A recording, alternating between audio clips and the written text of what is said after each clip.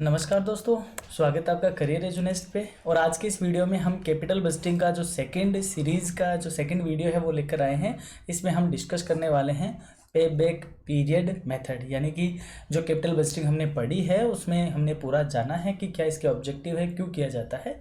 अगर आपने वो वीडियो नहीं देखा है तो प्लेलिस्ट में जाकर आप उसको ज़रूर देखिए। उसी के नेक्स्ट पार्ट को हम यहाँ डिस्कस करने वाले हैं। इस वीडियो में हम देखेंगे techniques of capital budgeting, traditional method जिसमें अर्जेंसी मेथड और पे बैक मेथड, पे बैक पीरियड मेथड के बेनिफिट्स, लिमिटेशंस, इस मेथड की सूटेबिलिटी एंड इस मेथड में इम्प्रूवमेंट। इस क्लास को देखने के बाद आपको पे बैक पीरियड के बारे में कहीं से कुछ और पढ़ने की नीड नहीं रहेगी। इवन आप अगर कॉम्पिटिटिव एग्जाम की तैयारी कर रहे हो या यूनिवर्सिटी एग्जाम्स की, तो वहाँ भी ये क्लास आपके लिए फ्रूटफुल है। तो करते हैं आज के इस वीडियो की शुरुआत। तो देखते हैं, techniques are studies in two ways, यानी कि बात क्या है जो हम बात कर रहे हैं कैपिटल बजटिंग की। हमने कहा हमारे सामने कई ऑप्शन है ABCD। अब इनमें से हमें किन ऑप्शन को हमें सिलेक्ट करना और किन ऑप्शन को हमें रिजेक्ट करना है, इसके लिए हम क्या करते हैं, एनालिसिस करते हैं। और एनालिसिस करेंगे तो एनालिसिस के हमारे पास कोई ना कोई मेथड ज़रूर होगा। तो उन मेथड को ही हम यहाँ डिस्कस करने वाले हैं कि ये जो मेथड होते हैं वो दो तरीके के हैं, ट्रेडिशनल मेथड और डिस्काउंटेड केस फ्लो टेक्निक्स। यानी ट्रेडिशनल मेथड कह सकते हो और दूसरे हो गए मॉडर्न मेथड। ट्रेडिशनल मेथड में आते हैं अर्जेंसी मेथड यानी अपरिहार्यता विधि, पे बैक पीरियड मेथड यानी अदायगी अवधि विधि, average rate of return method यानी कि औसत प्रत्याय दर विधि। आज के इस टॉपिक में हम इन दोनों को देखने वाले हैं, बाकी फर्दर में हम औरों को डिस्कस करेंगे। वहीं मॉडर्न मेथड में आ जाता है नेट प्रेजेंट वैल्यू मेथड यानी शुद्ध वर्तमान मूल्य विधि, NPV index method, internal rate of return method. तो ये टोटल 6 मेथड है, इनको हम यहाँ डिस्कस करेंगे। तो दोस्तों जो ट्रेडिशनल मेथड्स हैं they also known as unadjusted time method because the present value of cash inflows under these methods neglected. यानी कि इसमें जो ट्रेडिशनल मेथड है उनमें हम जो अपना क्या बोलते हैं, जो कैश इनफ्लोज है, जो पैसा है, उसकी प्रेजेंट वैल्यू को इग्नोर कर देते हैं। तो वही चीज़ है, इसलिए इनको अनएडजस्टेड बोलते हैं और इनको टाइम एडजस्टेड बोलते हैं। इन चीज़ों को हम ज़्यादा डिस्कस करेंगे जब हम इन डिस्काउंटेड मेथड को जब हम स्टडी करेंगे, तब हम इस टाइम फैक्टर को ज़्यादा अच्छे से डिटेल में डिस्कस करेंगे। बात करते हैं ट्रेडिशनल मेथड में अर्जेंसी मेथड। नाम से समझ में आ रहा है, जब कोई चीज़ क्या हो, अर्जेंट हो, तो उसके लिए जो मेथड होता है दैट इज अर्जेंसी मेथड। हालांकि ये कोई मेथड है ही नहीं। इसको आप यूँ समझो कि अभी आपका वर्क चल रहा था फैक्ट्री में, और कोई फैक्ट्री में वर्क करते टाइम मशीन का कोई आइटम टूट गया, मशीन का कोई टूल टूट गया या उस टूल की हमें नीड है, तो हम, क्योंकि अब हमारे इमरजेंसी है और हम ये नहीं देखेंगे कि वो टूल कितने रुपए का आ रहा है, कहाँ से लेना चाहिए, उसका कैटलॉग मंगवाओ, उसके लिए एनालिसिस करो, मीटिंग बुलाओ, वो नहीं होगा। क्योंकि वह टूल आएगा तभी हमारा काम आगे चलेगा। तो जब अर्जेंसी होती है तब बहुत ज़्यादा सोच विचार नहीं किया जाता है, अवेलेबल रिसोर्सेज को यूज करते हुए वह काम किया जाता है। उसी मेथड का नाम है अर्जेंसी मेथड। इस मेथड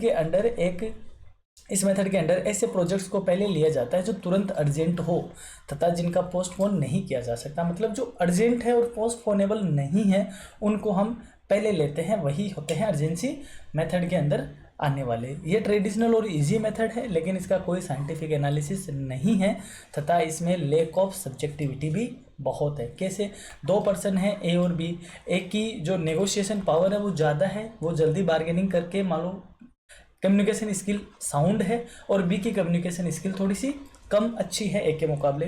तो एक के अकॉर्डिंग अर्जेंसी मेथड में बहुत ज़्यादा फ़ायदा हो सकता है, बट वहीं बी के सामने वह नहीं हो पाएगा। तो इसमें सब्जेक्टिविटी है, पर्सन टू पर्सन ये चेंज होता है, कोई साइंटिफिक इसमें एनालिसिस नहीं है। तो बस ये इतना ही मेथड है। बात करते हैं पे बैक मेथड की।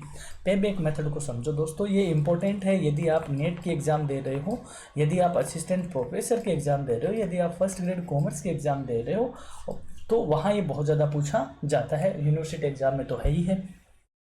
पे बैक पीरियड का मतलब समझते हैं। पे का मतलब होता है पेमेंट यानी भुगतान, बैक का मतलब होता है रिटर्न यानी वापसी।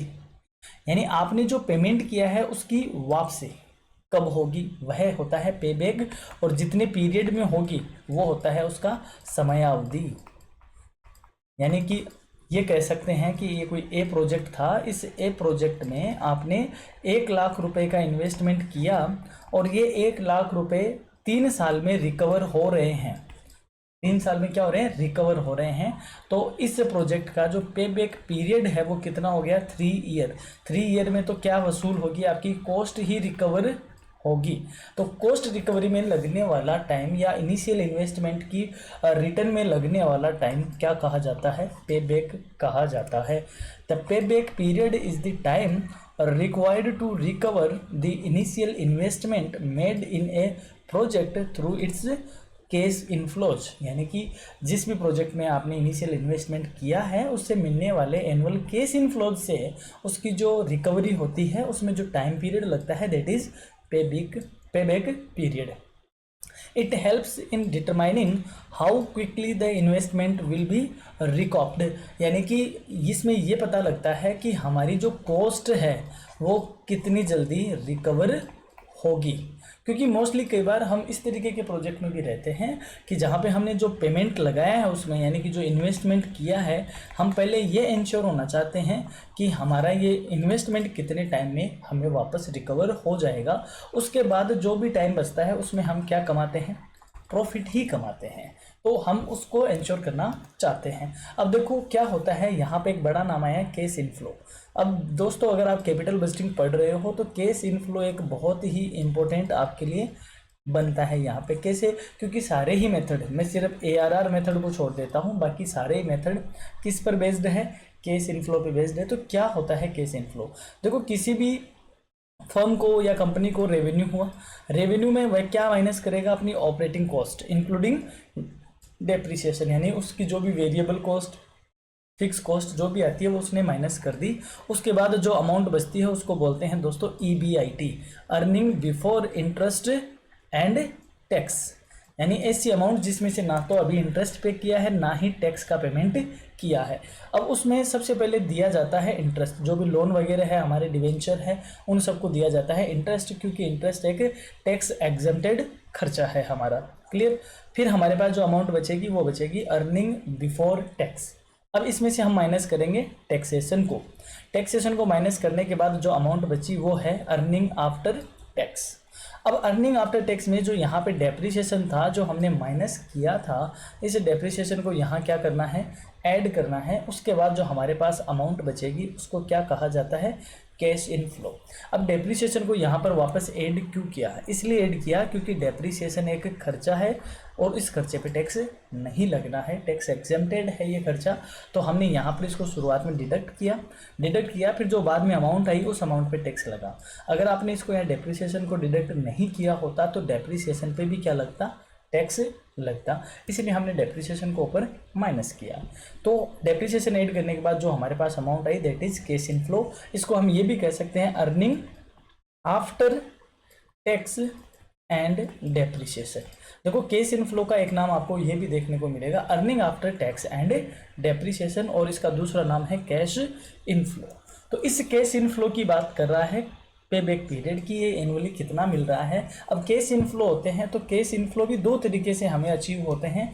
एक होता है एनुअल इक्वल केस इनफ्लो, यानी हर साल हमें सेम अमाउंट, इक्वल अमाउंट या सेम अमाउंट हमें क्या हो? मिल रही हो, that is annual equal case inflow.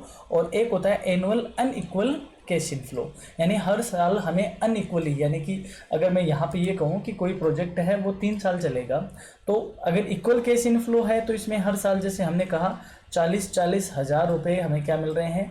Cash inflow.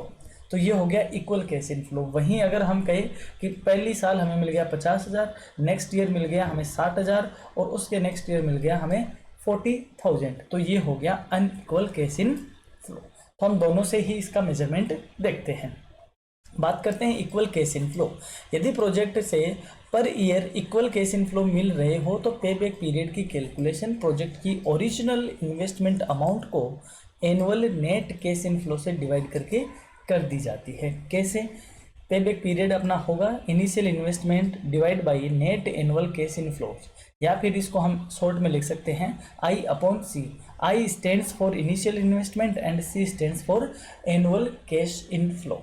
एक एग्जाम्पल लेते हैं, देखो अभी समझ जाओगे कि कोई प्रोजेक्ट है, उस प्रोजेक्ट में हमने 1 लाख रुपए का क्या किया है, इनिशियल इन्वेस्टमेंट किया है। उस प्रोजेक्ट से हमें एनुअली कितना कैश इनफ्लो मिल रहा है, 25,000 एनुअली, यानी हर साल हमें उस प्रोजेक्ट से 25,000 रुपीज़ मिलेंगे। अब इसका पे बैक पीरियड क्या होगा, इनिशियल इन्वेस्टमेंट 1 लाख और नेट केस इनफ्लो हो गया 25,000, तो हमारा कितना साल लगेगा, कॉस्ट को रिकवर होने में 4 साल लगेगा। यानी कि पहली साल 25,000 मिले, दूसरी साल 25,000 मिले, तीसरी साल 25 मिले और चौथी साल 25 मिले, तो 4 साल के बाद हमारा कितना अमाउंट हो गया, 1 लाख हो गया। देट मीन्स हमें हमारी कॉस्ट क्या हुई है, रिकवर हुई है। तो 4 साल हमारा क्या बोला जाएगा, पे बैक पीरियड। और उसके बाद आगे ये जो चलेगा वह इसकी पोस्ट पे बैक प्रॉफिटेबिलिटी होगी, जो इसमें इंप्रूवमेंट के तौर पे हम इसको पढ़ने वाले हैं। आई होप आपको ये समझ में आया होगा। इंटरप्रिटेशन इसकी बात करें तो the project will recover it's investment in 4 years. इस प्रोजेक्ट की हमें जो इन्वेस्टमेंट है वो 4 साल में रिकवर होगी। अब जब हम डिसीजन ले रहे होते हैं तो हमारे सामने प्रोजेक्ट ए बी सी है, इसका पे बैक पीरियड 4 ईयर है, बी का 3 ईयर है और सी का 5 ईयर है। तो हमें किसको सेलेक्ट करना चाहिए, जिसका पे बैक सबसे कम हो, यानी कि पे बैक कम होने का मतलब जिसमें सबसे पहले कॉस्ट रिकवरी हो, वह हमारे लिए प्रॉफिटेबल होगी। ये इसके डिसीजन की इंटरप्रिटेशन होगी, जिसको हम आगे देखने वाले हैं।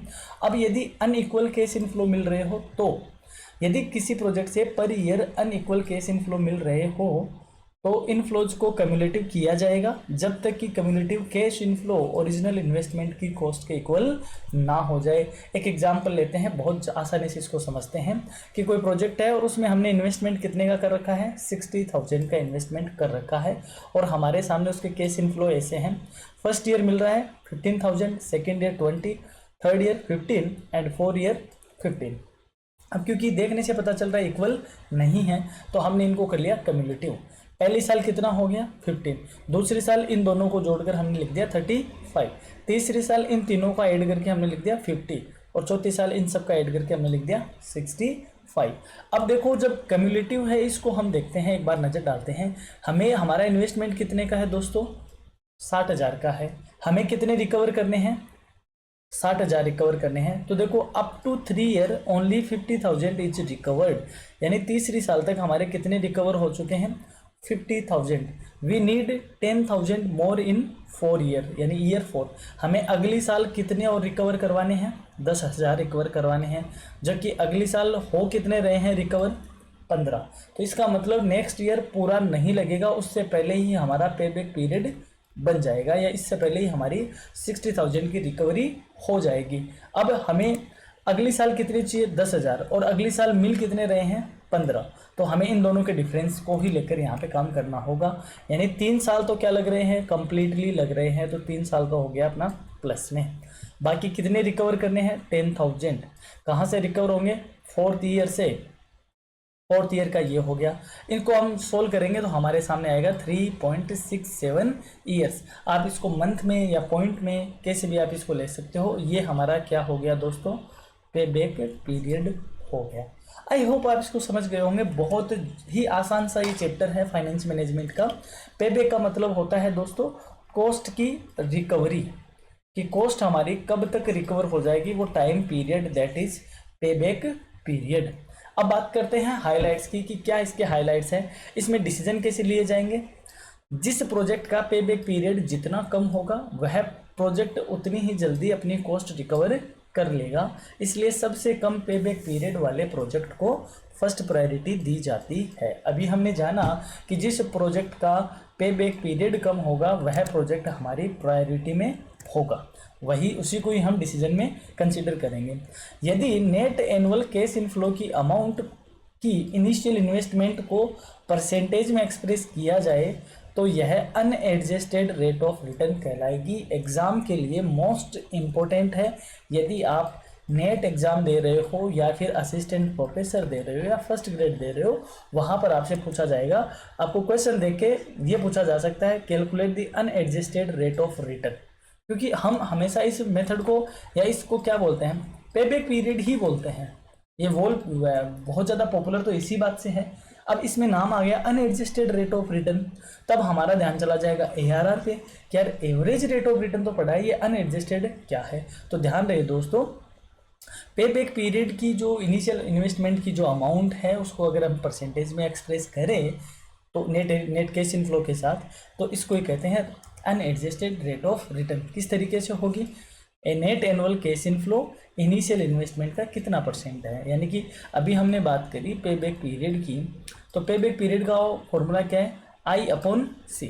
अब हमें ये देखना है कि जो C है यानी कैश इनफ्लो है, जो कैश इनफ्लो है वो इनिशियल इन्वेस्टमेंट का कितना परसेंट है, यही क्या है, unadjusted rate of return. I hope आप इसको समझ गए होंगे, बहुत आसान सा है। अब बात करते हैं पे बैक पीरियड के बेनिफिट्स क्या है। पहला, easy to understand and calculation, बहुत सरल है और समझने में भी क्या है, आसान है। तो कैलकुलेशन भी इसकी आसान है और समझने में भी आसान है। सेकंड, इकोनॉमिक है। इकोनॉमिक का मतलब सामान्य बुद्धि वाला भी इसको कर सकता है, सामान्य बुद्धि वाला कर सकता है, मतलब बहुत ज़्यादा एक्सपर्ट की नीड नहीं होती, तो आसानी से कम सस्ते में ही, यानी जो रेगुलर मैनेजर है अपने उन, यानी जो अकाउंटेंट जैसे हैं वो भी इसको इजीली हैंडल कर लेते हैं, इसलिए इकोनॉमिक भी है। फ्री फ्रॉम ऑब्सोलेसेंस, यानी कि जो आउट ऑफ फैशन की रिस्क है, आउट ऑफ फैशन की रिस्क है उससे ये फ्री है। कैसे, हमने कोई प्रोजेक्ट लिया और प्रोजेक्ट चलने वाला है कितने साल, 10 साल, हमने क्या उसका निकाला, पे बैक पीरियड, और उसका पे बैक पीरियड कितने साल आ रहा है, 3 साल, तो हमारी कॉस्ट की रिकवरी कितने साल हो जाएगी, 3 साल हो जाएगी। फिर उसके बाद वो प्रोजेक्ट आगे चलेगा तो यहाँ पर तो हमें ये क्या देगा, प्रॉफिट ही देगा।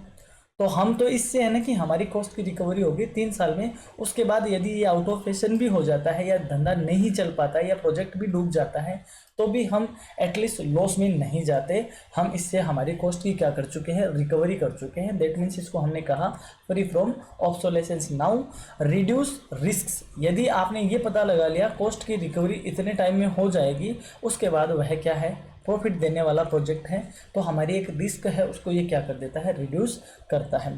फिर important for low cash firm, ऐसी फर्म जो अपने पास केस कम रखती है या यूँ कहे फंड्स जिसके पास शॉर्टेज रहते हैं, कम रहते हैं, वो इस मेथड को प्रीफर करती है। उनका मेन टारगेट होता है कॉस्ट रिकवरी, यानी वो जहाँ भी पैसा लगा रही है तो वो ये चाहती है कि हमारी कॉस्ट की रिकवरी कितने टाइम में हो जाएगी, हमें इससे ज़्यादा बेनिफिट है या यूँ कहे इससे ज़्यादा मतलब हमें रखते हैं। अब इतना अच्छा होने के बावजूद भी पे बैक पीरियड की क्या लिमिटेशन है, क्या सीमाएँ हैं, कौन सी चीज़ें हैं वो इसको कम है, मतलब इसको लिमिट करती है। Avoid the profitability of the project, यानी कि हमने कहा ABCD, इसका 4 ईयर का है, इसका 3 ईयर का है, C 2 ईयर का है और D 5 ईयर का है।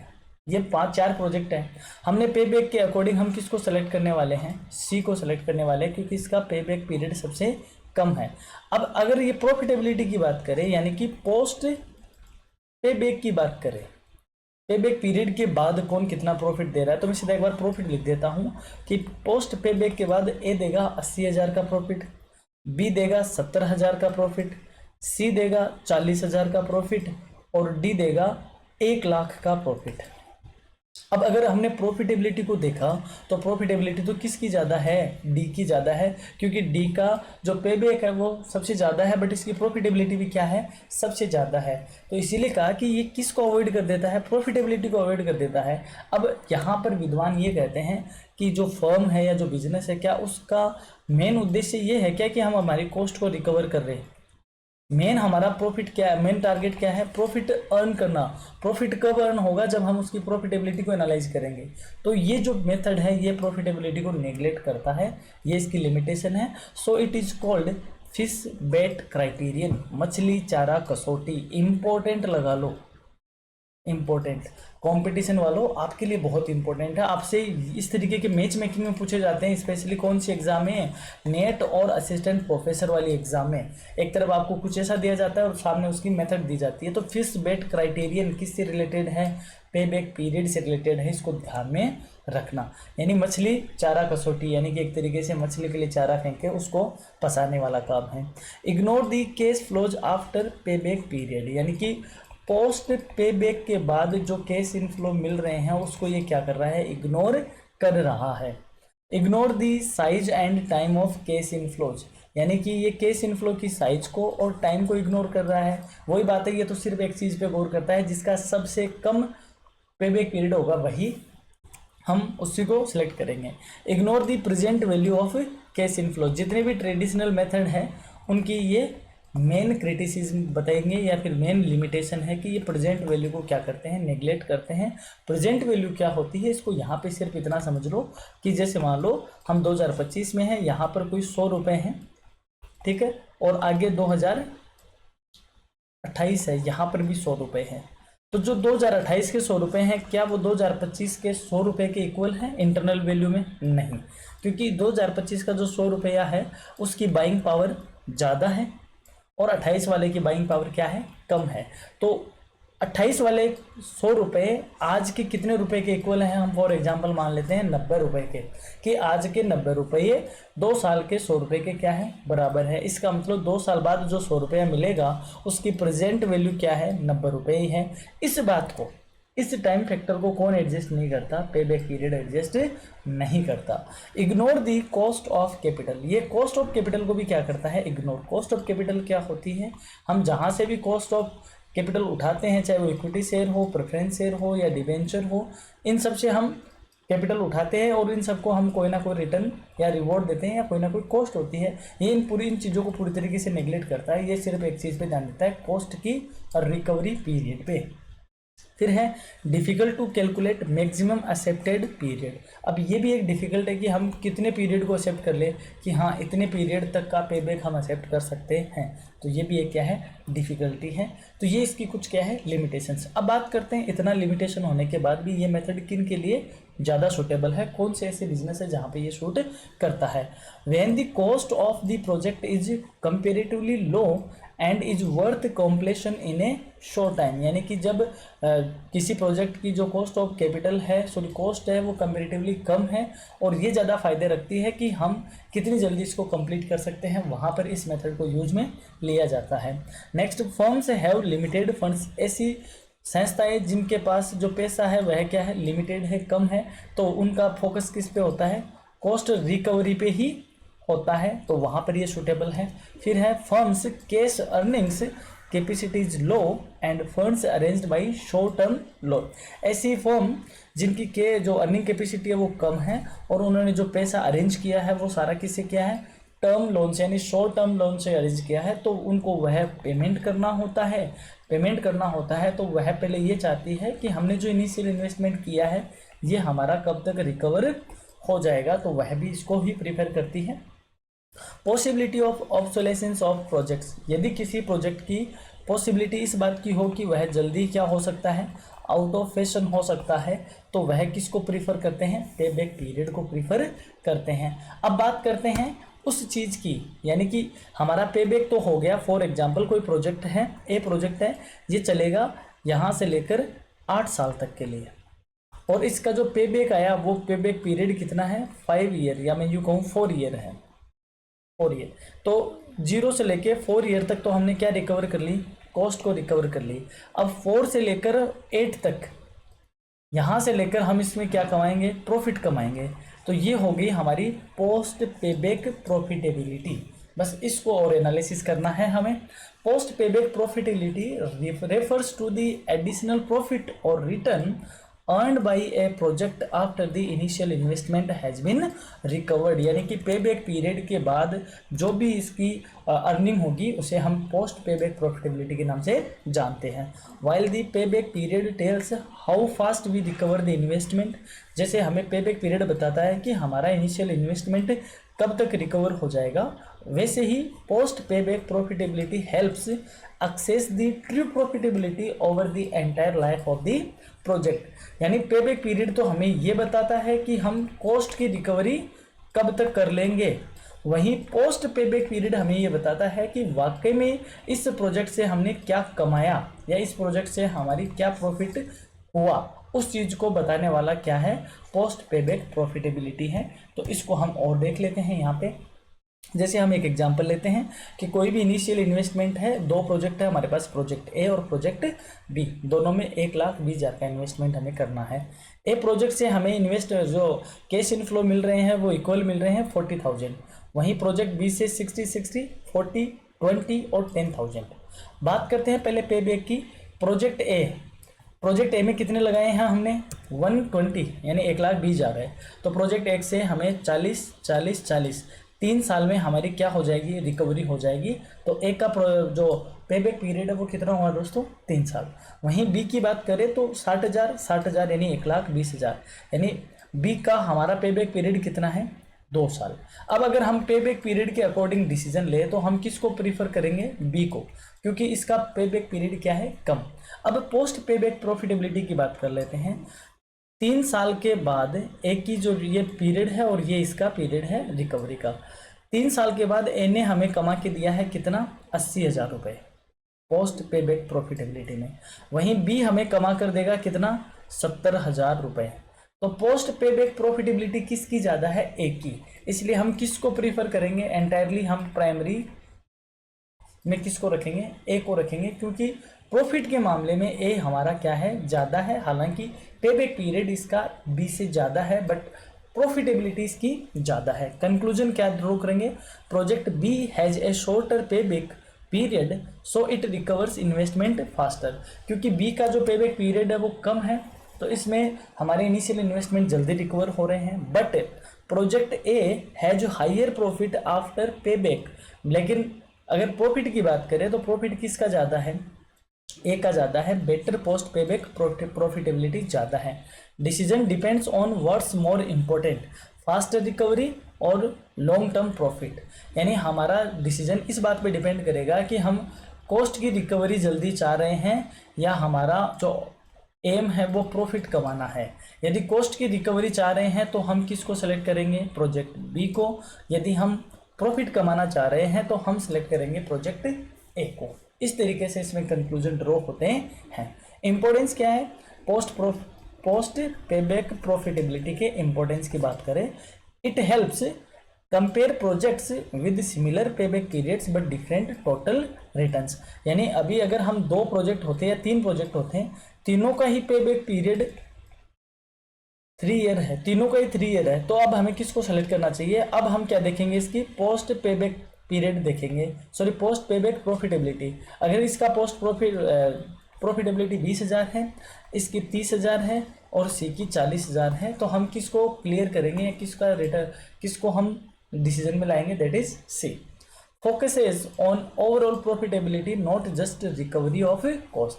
पोस्ट पे बैक प्रॉफिटेबिलिटी का ये मतलब होता है कि हम ओवरऑल प्रॉफिटेबिलिटी को देखते हैं प्रोजेक्ट की, ना कि सिर्फ उसकी कॉस्ट की रिकवरी को देखते हैं। Assists in selecting projects that provide long term profits या बेनिफिट्स। हम उन प्रोजेक्ट को सिलेक्ट करते हैं जिनका लॉन्ग टर्म का जो बेनिफिट है वह हमें प्रोवाइड करवा रहे हैं, क्योंकि हमारे बिजनेस का जो मेन एम है वो क्या है, टू अर्न प्रॉफिट, यानी लाभ कमाना। लाभ तो तब कमाएंगे ना जब हम लाभदायकता का क्या करेंगे, एनालिसिस करेंगे, यानी प्रॉफिटेबिलिटी को एनालाइज करेंगे। अब बात करते हैं एवरेज रेट ऑफ रिटर्न की। एवरेज रेट ऑफ रिटर्न के लिए आप जुड़े रहिए करियर एजुनेस्ट के साथ। टू बी कंटिन्यूड हमारी प्लेलिस्ट में आपको नेक्स्ट ARR मेथड का चैप्टर मिल जाएगा, वहाँ से जाकर आप देखिए। यहाँ तक आपने वीडियो देखा इसके लिए बहुत बहुत धन्यवाद। अगर आपको क्लास अच्छी लगती है लाइक करें, शेयर करें साथ वालों के साथ, और अगर चैनल पे नए हो तो सब्सक्राइब करें। और हाँ, अगर आप PDSU शेखावाटी यूनिवर्सिटी के सेमेस्टर के स्टूडेंट हो तो हमारे यहाँ पर उनकी क्लासेज का हो चुका है आगाज़, तो आप वह भी चेक करिए। जरूर जल्द ही मुलाकात होगी एक और वीडियो में। बने रहिए करियर एजुनेस्ट के साथ। धन्यवाद।